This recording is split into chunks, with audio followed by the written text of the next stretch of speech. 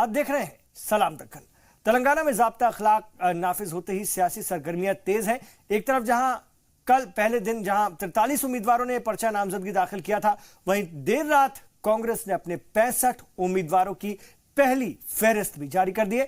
हालांकि इस लिस्ट में मुसलमानों की तादाद नहीं के बराबर है और अब उनकी बाकी बची सीटों पर नजर है कि कांग्रेस कितने मुस्लिम उम्मीदवारों को टिकट देती है। इस फहरिस्त के मुताबिक रियासती सदर उत्तम कुमार रेड्डी हुजूर नगर असेंबली हलके से इंतखाब लड़ेंगे। वाज़ेह है कि रियासत में कांग्रेस की टीडीपी, बाया महा समेत कुल कुछ छोटी पार्टियों से इत्तेहाद है, जिसके लिए उन्हें भी कुछ सीटें छोड़नी पड़ेगी।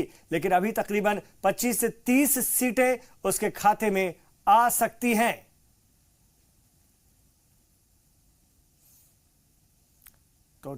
Reports. As of the reports received till now, 112 constituencies have submitted reports about nominations. A total of 43 candidates have filed nominations today. So moreover, later what are the enrollment names and moreover, what are the seizures are up to now? Around 77 crore worth of cash and goods have been seized. Enrollment figures during this period have gone up. We had a electoral roll of consisting of about 2.73 crores as on 12th. 3 lakhs more approximately has increased. Now it's about 2.76 crores.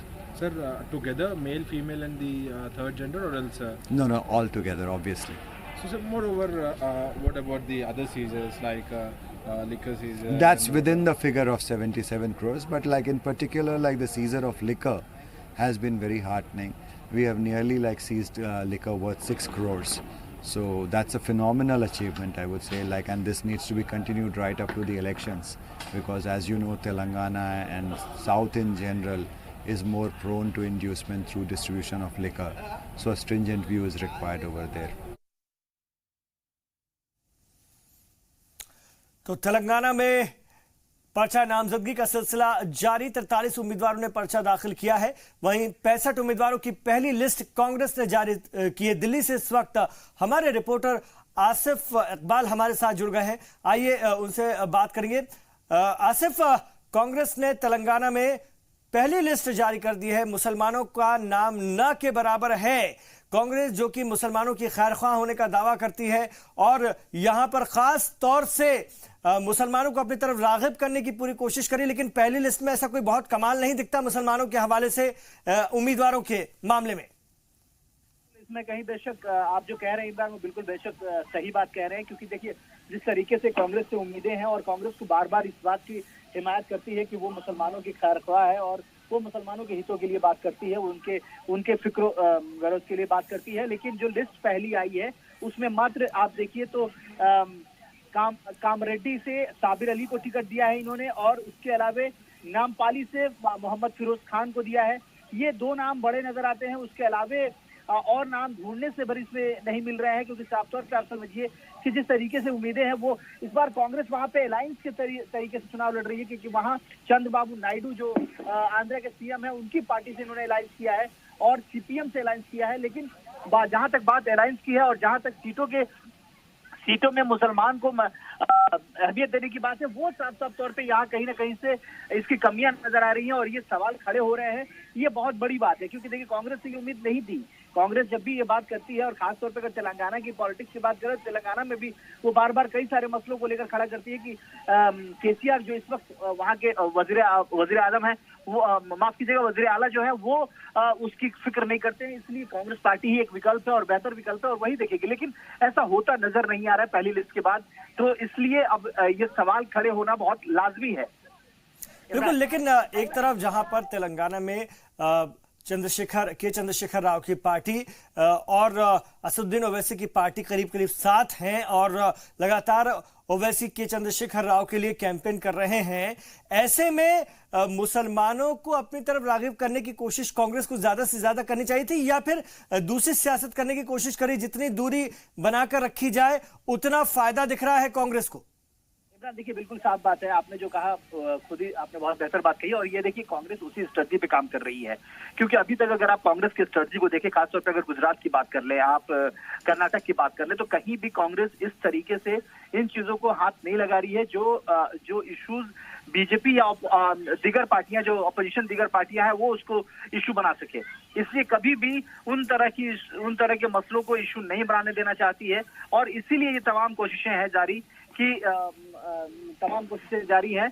इसीलिए खास तौर पे कांग्रेस की अगर अभी तक की रणनीति चाहे कर्नाटक या गुजरात में देख ले या फिर एमसीडी के पोल में देख ले आप, तो वो मुसलमानों को तरजीह जरूर दे दी है, लेकिन मुसलमानों के इश्यू से किनारा भी करती नजर आ रही है। ये सोची समझी एक रणनीति के तहत ये मसला सामने आया है, और कांग्रेस उसी स्ट्रेटजी को सामने लेकर आगे जाना चाहती है। इमरान, बिल्कुल।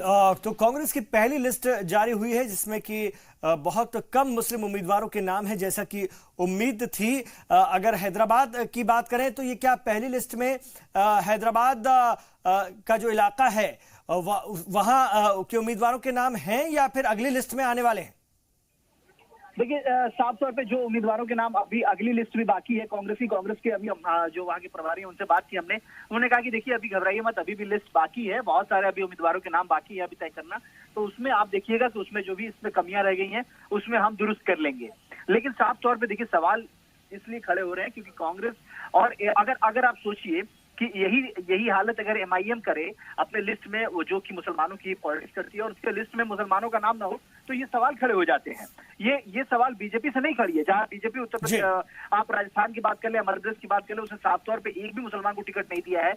अभी तक जो भी राजस्थान के भी जो उम्मीदवारों की घोषणा की है उन्होंने, उसमें भी एक भी मुसलमान को टिकट नहीं दिया, तो उस पर सवाल। शुक्रिया आसिफ इकबाल आपका इस पूरी जानकारी के लिए दिल्ली से। इधर तेलंगाना की टीआरएस हुकूमत के दौर में सेहत घपले को लेकर सियासत गरमाने लगी है, जहां गरीबों के लिए बनाई गई स्कीम का गलत इस्तेमाल किया गया है। चंद्रशेखर राव के वजीर आला रहते हुए 800 करोड़ रुपए का घपला हुआ था। वाज़ेह है कि केसीआर हुकूमत ने सीधे तौर से इलाजी जरूरत के लिए अस्पतालों को 15 लाख रुपए देने की छूट दी थी। इसके लिए सभी अस्पतालों को चेक भी मौसूल कराए गए थे। तेलंगाना रियासत के वजूद में आने के बाद यह पहला घपला सामने आया है। जी सलाम से बात करते हुए मजलिस बचाओ तहरीक के नुमाइंदे अमजदुल्ला खान ने कहा कि यह बात आरटीआई भरने के बाद इस घपले के बारे में उन्हें पता चली। अमजदुल्ला का कहना था कि घपले में सीबीआई इंक्वायरी की मांग की गई, लेकिन मरकज ने इस तरफ ध्यान नहीं दिया। देखिए साहब, जब से तेलंगाना सरकार बनी है, हमारे टीआरएस केसीआर साहब चीफ मिनिस्टर बने हैं, रोज़ाना एक ना एक स्कैंडल आ रहा है।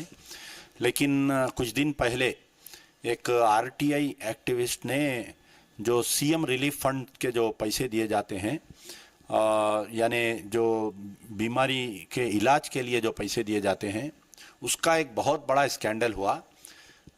ये जो है कि कोई अगर आदमी बीमार होता है तो उन्हें चीफ मिनिस्टर रिलीफ फंड में अपना दरख्वास्त देता है कि उसकी मदद की जाए, तो उसको 1 लाख 2 लाख रुपए यानी 12 लाख रुपए तक 15 लाख रुपए तक भी देते। तो चंद दिन से ऐसा हो रहा था कि जो कारपोरेट हॉस्पिटल्स है, वो कारपोरेट हॉस्पिटल्स और सीएम ऑफिस के कुछ ओहदेदार मिलके फर्जी आदमी को बीमार बना के उसके नाम पे चेक, सीएम रिलीफ फंड से चेक इश्यू करा के हॉस्पिटल और ये लोग मिलके कंटिन्यू 4 साल से, और सीएम रिलीफ फंड का जो ऑफिस है वो खुद चीफ मिनिस्टर साहब के घर में है, उनके जो कैंप ऑफिस है वहाँ से चलता। तो उनकी नाक के नीचे से तकरीबन 4 साल में 800 करोड़ का घपला हुआ बोल के ये आरटीआई में आया। ये तो 800 करोड़ रुपए के घपले की बात सामने आ रही है, और इसको लेकर मजलिस बचाओ एक तंजीम है जिसने कि आरटीआई लगाई थी, जिसके बाद ये इंकशाफ हुआ है। मीर मेहंदी अली बाकरी हमारे रिपोर्टर हैदराबाद से फोन लाइन पर हमारे साथ जुड़ गए हैं। ये बहुत ही संजीदा इल्जाम है, और ये जो आरटीआई के जरिए निकल कर आया है, इसको लेकर के इतनी तवज्जो क्यों नहीं दी गई? जैसा कि हमने खबर में बताया कि मरकजी हुकूमत ने भी इस पर कोई खास तवज्जो नहीं दी। क्या वजह इसकी निकलकर सामने आ रही है? देखिए, जैसा ही यहाँ पर हॉस्पिटल है, गवर्नमेंट हॉस्पिटल है, यहाँ पर ज्यादा तवज्जो नहीं दी जाती, लेकिन जब से हेल्थ स्कीम जब बाहर आई है, इसके लिए कई बार हेल्थ स्कीम डिपार्टमेंट का हो या फिर सीएम का दरवाजा खटखटा गया है, लेकिन कोई रिस्पांस नहीं मिला। तो जिससे तकलीफ हुई थी, जिसे पैसा नहीं मिला था, उसमें आरटीआई डाला। आरटीआई में जब ये पता चला कि 800 करोड़ रुपए अब तक टोटल 4 साल में, उन्होंने 4 साल की लिस्ट मांगी आरटीआई से, तो उन्होंने 4 साल में बताया कि इतने लोग हैं। तब जाके उसने मालूमात किया तो पता चला कि 800 करोड़ का घपला है, वहां पर पेशेंट ही नहीं है जिसके नाम से चेक इशू हैं। तो उन्होंने तमाम अपोजिशन पार्टी मजलिस बचाओ तहरीक एक सियासी जमात है, उन्होंने ये कहा कि इस वक्त सीएम ने हॉस्पिटल से मिलकर ये स्कैम किया होगा, जिसकी वजह से जहां पर ना पेशेंट है, ना हॉस्पिटल में कोई लिस्ट है, ना कोई एंट्री है, कुछ भी नहीं है, जिसकी वजह से सिर्फ हॉस्पिटल और सीएमओ ऑफिस जी ये मिलकर 800 करोड़ का घोटाला किया, ये इल्जाम लगाया हुआ है। ठीक है, बहुत शुक्रिया मीर मेहंदी अली बाकरी। तो बहुत संजीदा ये इल्जामात, और देखना ये होगा इस पूरे मामले में किस तरह से जांच होती है, क्या कार्रवाई होती है, लेकिन फिलहाल आरटीआई के जरिए ये इंकशाफ हुआ है। मौलाना अबुल कलाम आजाद की यौम पैदाइश पर कर्नाटक के हुनगुंड में एक कॉन्फ्रेंस मुनक्किद की गई और तकरीब में हर साल की तरह अवार्ड्स भी तकसीम किए गए। ये रिपोर्ट देखिए।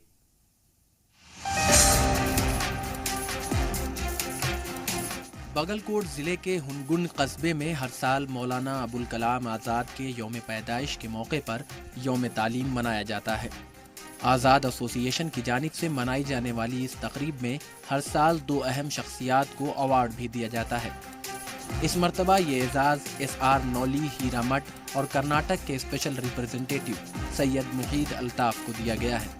जो मुझे यहाँ पे हुनगुंद में बुला के मेरी जो इज्जत अफजाई की है, ये खुशी की बात है, एक फ़ख्र की बात है कि मौलाना अबुल कलाम आज़ाद की जो युवा प्रशस्ति है, जो युवा अवार्ड है जो मुझे दिया गया है, मैं शुक्रिया अदा करता हूँ और एक फ़ख्र की बात है और अल्लाह ताला का शुक्रिया अदा करता हूँ। जिम्मेदारी बढ़ गई है इस अवार्ड को लेने की। जिम्मेदारी बढ़ गई है कि और मुझे काम करना है, कौम की मिल्लत का काम करना है।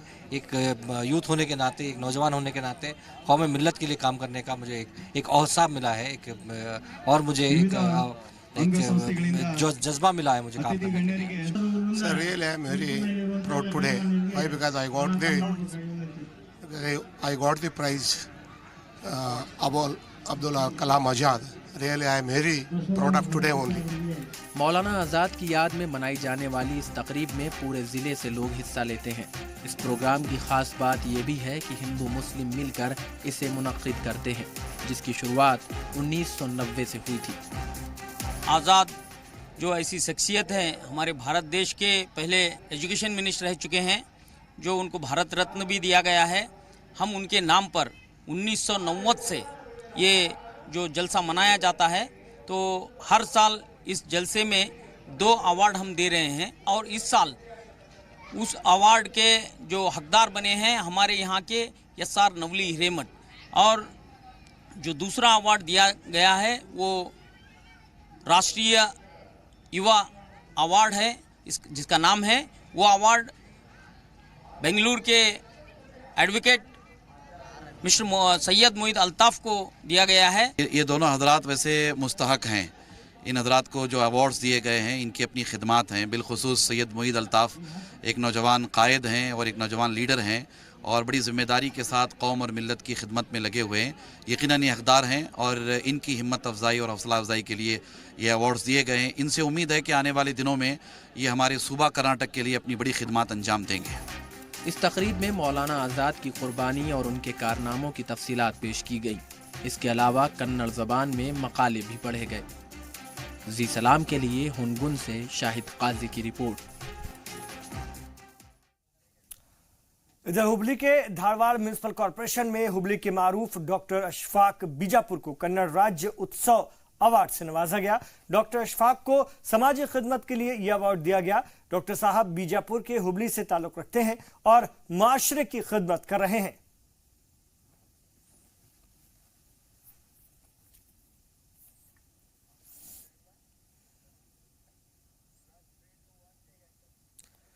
बेंगलुरु के दारुल सलाम में इमाम अहमद रजा कॉन्फ्रेंस का इनेकाद अमल में आया है। रजा मूवमेंट की जानिब से मुनक्किद इस कॉन्फ्रेंस में इमाम अहमद रजा पर पहले PhD करने वाले मारूफ आलिम दीन मौलाना डॉक्टर हसन रजा खान ने उनकी तफसील पेश की। इस मौके पर अहमद रजा खान की जिंदगी और खिदमत पर तफसील से रोशनी भी डाली गई।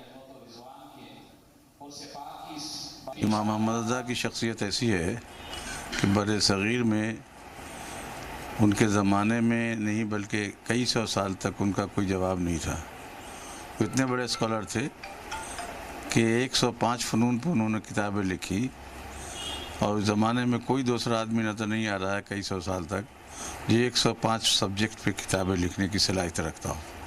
कि सैयदना आला हज़रत रज़ी अल्लाह ताला अन्हु ने अपनी सारी ज़िंदगी कौम मुस्लिम को सुन्नियत और इस्लाम के जो पैगाम उन्होंने दिया है, उसी पैगाम को हम लोग सब मिलकर के आम करना चाहते हैं और आम कर रहे हैं, और इंशाअल्लाह रहमान हम जब तक रहेंगे इस कोशिश को जारी रखेंगे।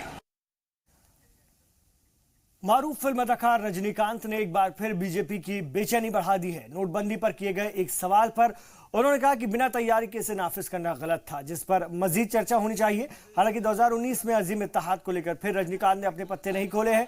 आम इंतखाब 2019 में बीजेपी रजनीकांत को लेकर काफी संजीदा है और कमल हासन के कांग्रेस की जानिब झुकाव को देखते हुए उसे उम्मीद है कि वो उनके साथ आएंगे। हालांकि बीजेपी को मुल्क के लिए खतरनाक पार्टी कहने वाले बात पर भी उन्होंने साफ जवाब नहीं दिया।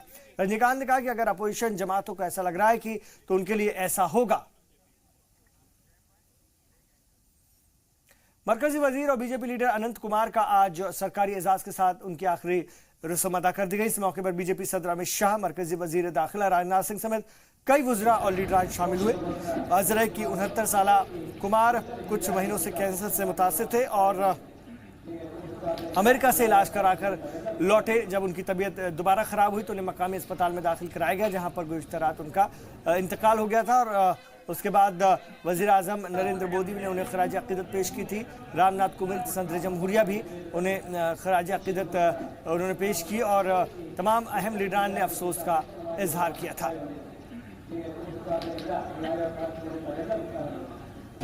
It's a great loss to the not only Karnataka, entire country.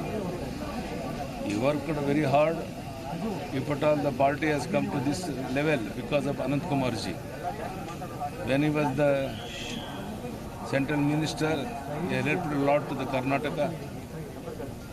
And also, when he was the MLA, we used to travel together about 3-4 years, entire state. And when Mallikarjuna's Deputy Speaker House, myself, Anant Kumar, his wife, we were staying about 5-6 years, and we have travelled the entire state. And if at all, if the party has come to this level because of Anant Kumar ji. नुकसान हुआ है। अनंत कुमार 6 बार MP थे वो, और मेरी constituency में 2005 के अंदर मैं पहली बार जब एमएलए हुआ बाई इलेक्शन के अंदर, मेरे चामराजपेट हल्के में वो एमपी थे। इसके अंदर चाहे हमारी कॉन्स्टिट्यूंसी को एमपी थे वो, और इतना सिंपल आदमी, इतना अच्छा आदमी, वो बीजेपी पार्टी करके नहीं है। मेरे को खुद एडवाइस करते थे। मेरा कोई भी छोटे मोटे फंक्शन को भी मैं बुलाता तो वो फंक्शन को आते थे और मेरे को एडवाइस करते थे, भाई तुम पहली बार एमएलए हुए, कुछ भी मेरे से कुछ है, आप ये नहीं समझना मैं एमपी हूँ करके, सीनियर लीडर हूँ करके। मेरे पास कभी भी हो, कुछ भी काम है मेरे से आप ले लो। और मैं छोटा मोटा प्रोग्राम को भी 3 साल मेरे एमपी थे वो। सबरीमाला मंदिर मामले पर आज सुप्रीम कोर्ट में समाअत हुई, जिसके बाद 22 जनवरी तक टाल दिया गया। हालांकि 2 फरीक इसे अपने अपने हक में देख रहे हैं। हालांकि अदालत उज़्मा ने भी ये साफ कर दिया है कि नज़रसानी अर्जी के बाद ही वो दीगर मामलों पर समाअत करेगी। उधर वुमेन एक्टिविस्ट की रियासती हुकूमत से अदालती फैसले पर अमल कराने की अपील है और केरला बीजेपी इस मामले को लेकर यात्रा निकाल रही है। वाज़ेह है कि सुप्रीम कोर्ट ने सबरीमाला मंदिर में सभी उम्र की औरतों को दाखिल होने का हुक्म दिया है। सालों से चली आ रही इस रिवायत के खत्म होने की अकीदतमंद मुखालफत कर रहे हैं, जिसे बीजेपी समेत कई हिंदू तंजीमों की हिमायत हासिल है। हम बहुत हर्ष के साथ व्यक्त कर रहे हैं इस पिटीशन को। अभी 22 जनवरी ओपन कोर्ट में हियरिंग के लिए आए हैं, साथ में बाकी सारे रिव्यू पिटीशंस को लेके आए हैं और एक पॉजिटिव एटमॉस्फेयर तो लग रहा है, क्योंकि हमारे लिए तो पार्शियल जीत जैसा समझा जा सकते हैं इस विषय को। पूरे मामले में पहले तो हमने पिटीशन को डिसमिस करने के लिए फर्स्ट पॉइंट उठाया है। बाकी लीगल पॉइंट्स जो क्वेश्चंस फ्रेम किया है वो सब जेंडर डिस्क्रिमिनेशन एंड मेंस्ट्रुएशन को लेकर फ्रेम किया है। हम तो भगवान जी की ब्रह्मचर्य, नैष्ठिक ब्रह्मचर्य और वहाँ की परंपरा पद्धतियों को बीच में रखते हुए, ध्यान देते हुए, कॉन्स्टिट्यूशन के माध्यम से जो हक मिला है, डाइटी के हक ऊपर होता है, बिलीवर से गॉड ऊपर रहता है, इसी विश्वास को लेकर हम आगे बढ़ना चाह रहे हैं। और justice Indu Malhotra ji decent judgement जो है उसके माध्यम से ही, उस दृष्टिकोण से, अब्राहमिक दृष्टिकोण से ना देखते हुए हजारों परंपरा पद्धतियों के साथ विविधता जिस धर्म में है, सनातन धर्म में, सनातन धर्म को ऊपर रखते हुए, कॉन्स्टिट्यूशन को बीच में ना लाते हुए इस पिटीशन को डिसमिस करना चाहिए। वो फेथ का मामला है, क्योंकि वो सबका वो सब डिवोटीज को वो रिट पिटीशन होने के समय वो उनका अपॉर्चुनिटी नहीं दिया है। इसलिए अभी 22 जनवरी में all Ayyappa devotees can come and they can represent. Therefore, it's a great victory for all Ayyappa devotees. The Supreme Court has admitted the review petitions and said all review petitions will be heard on 22nd of January in the open court. So we are very happy because the court seldom entertains a review petition. I believe not in one in 1,000 or 1 in 2,000 is the case. So far as court accepting review petition hearing in the open court, so far as my knowledge goes, has happened only in capital punishment matters, like capital punishment, death penalty matters. And this may be in the last couple of years, maybe the only one single exception. Actually, if the government decision is sincere, we are ready to welcome. But if the government is going to implement this hidden agenda of CPM, we will oppose. There is no use of this all-party meeting. It became waste. They want to violate the rituals and customs of Hindu religion. They wanted to enter the Muslim Hindu girls in the Sabarimala shrine. They are trying. So any cost, we will not allow to violate the rituals of Sabarimala. इधर सबरीमाला मामले पर women activist का क्या कुछ कहना है, आइए सुनते हैं। ये जो अयप्पा स्वामी जी के जो भक्त है, जो महिलाओं को विरोध कर रहे हैं, वहाँ की जो बीजेपी कांग्रेस पार्टी जो महिलाओं के ये हक और अधिकार के खिलाफ जो वहाँ पे केरला में जो प्रोटेस्ट कर रही है, उनको ये बहुत अच्छा जो है वो करारा जवाब है। क्योंकि 550 महिलाएं ऑनलाइन बुकिंग अब भी कर रही है। जहाँ पे वायलेंस है, जहाँ पे विरोध है, महिलाओं को नहीं जाने दे रहा है, तो महिलाओं को अगर एंट्री मिली तो हजारों लाखों महिलाएं वहाँ जा सकती है। तो ये अच्छी शुरुआत है। और 16 को फिर से जो है वो सबरीमाला मंदिर के दरवाजे खुले होने वाले हैं। हम भी इसी हफ्ते में वहाँ पे जाने वाले हैं। तो हजारों लाखों महिलाएं वहाँ पे जाने के लिए आगे आ रही है। सिर्फ ये वायलेंस की जो सिचुएशन है वो हैंडल करने में जो है वो वहाँ की सरकार ने आगे आना होगा। और वहाँ पे जो है वो शांततापूर्ण जो लॉ एंड ऑर्डर का सिचुएशन अभी है, वहाँ पे जो शांतता होनी चाहिए। वहाँ पे जो लोग आएंगे, जो महिलाएं आएंगी, उनको दर्शन के लिए कोई जो है वो मतलब बीच में कोई ना आए, उनके ऊपर अटैक ना हो, ऐसा प्रोटेक्शन उन्होंने देना चाहिए। केरला के मुख्यमंत्री उन्होंने अपनी बात इसलिए ऐसे रखी है कि जो सुप्रीम कोर्ट का जजमेंट आ गया उसको इम्प्लीमेंट करने में कहीं ना कहीं सरकार की ढिलाई, केरला सरकार की ढिलाई नज़र आ रही है। उससे सुप्रीम कोर्ट को भी परेशानी लग रही है और लोगों को भी ऐसा लगता है कि क्या ये राजनीति हो रही है। इसलिए मेरा ये कहना है कि गवर्नमेंट को कोई ऑप्शन ही नहीं है। सबरीमाला मंदिर में औरतों के दाखिले की मुखालफत रुकने का नाम नहीं ले रही है। केरल के बाद अब तमिलनाडु में भी इसकी मुखालफत शुरू हो गई है। तिरुवनंतपुरम में जुटे हिंदू तंजीम के लीडरान ने नाराजगी का इजहार किया। उनका कहना है कि सदियों से चली आ रही रिवायत से खिलवाड़ करने का हक किसी को नहीं है और हुकूमतें अकीदे पर चोट करना बंद करें। वाज़ेह है कि सुप्रीम कोर्ट ने सबरीमाला मंदिर में सभी उम्र की औरतों के दाखिले की इजाजत दे रखी है। हालांकि लाख कोशिशों के बावजूद कोई भी औरत मंदिर में दाखिल नहीं हो पाई है।